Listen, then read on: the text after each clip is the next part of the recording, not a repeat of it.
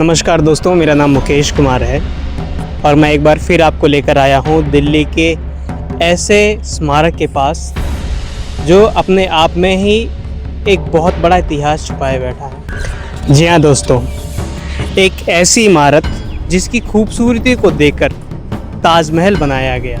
मैं बात कर रहा हूँ हुमायूं के मकबरे की। इस वीडियो में आप जानेंगे कि हुमायूं कौन था, इस मकबरे को किसने बनाया था, हुमायूं की मृत्यु कब हुई थी, ये मकबरा इतना ख़ास क्यों है। ये जो मकबरा मेरे पीछे आप देख पा रहे हैं, इस मकबरे को ताजमहल का पूर्वज कहा जाता है।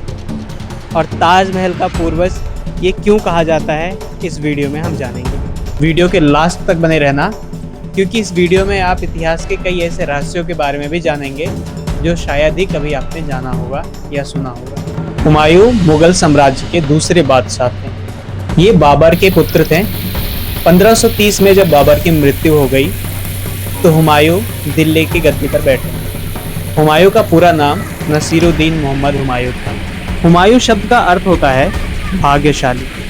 लेकिन इतिहास तो देखो दोस्तों, उनका जीवन बहुत संघर्षों से भरा हुआ था। जब हुमायूं बादशाह बने तो मुग़ल साम्राज्य पर कई सारी मुसीबतें बनी हुई थी, जैसे कि चारों तरफ विद्रोह, राजपूतों की चुनौती और सबसे बड़ा खतरा शेरशाह सूरी। शेरशाह सूरी एक बहुत ही कुशल योद्धा और प्रशासक था। 1540 में कन्नौज की लड़ाई में उसने हुमायूं को हरा दिया। हार के बाद हुमायूं को भारत छोड़ना पड़ा। ये कई वर्षों तक भटकते रहे, कभी सिंध, कभी राजस्थान तो कभी फारस।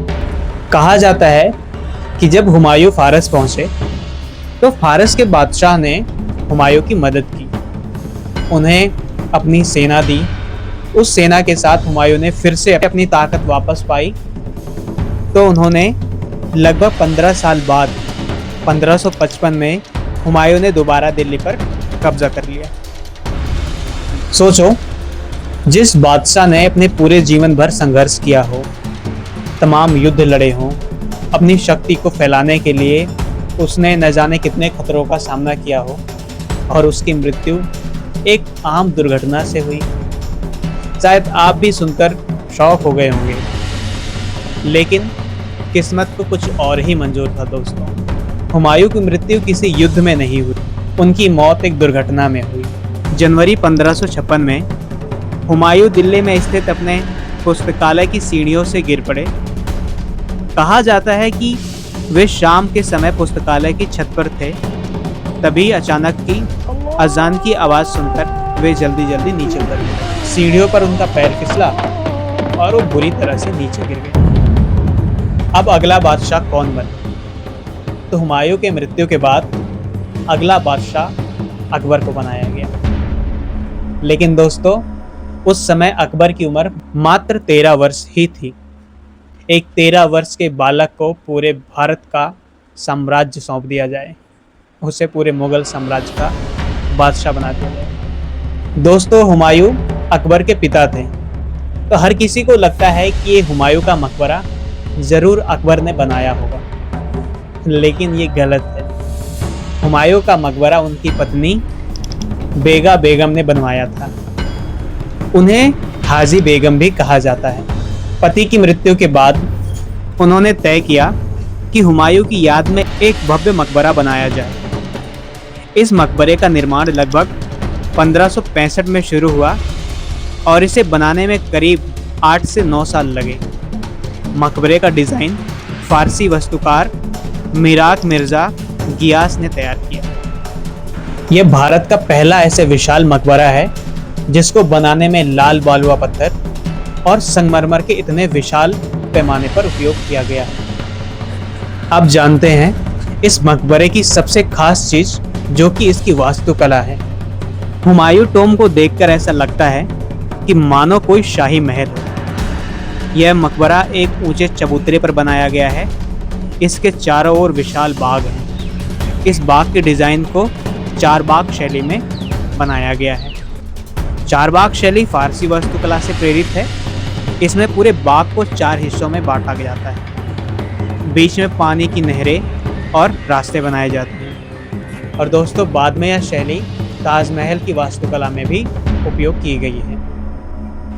मकबरे का मुख्य गुंबद सफ़ेद संगमरमर से बना है।